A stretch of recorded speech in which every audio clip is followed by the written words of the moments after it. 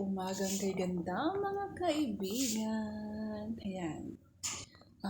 Grabe no, ang bilis ng araw ngayon pala ay October 31 na. October 31, last day of October, grabe.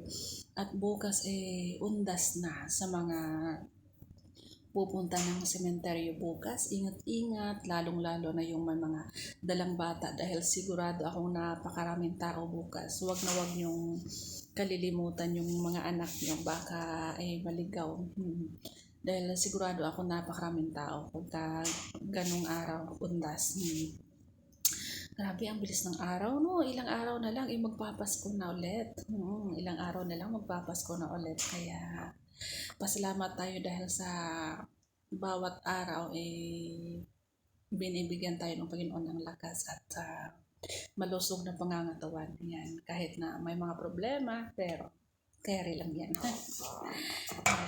Si Inday naman, tapos na maglinis ng CR, mag-wrap na lang.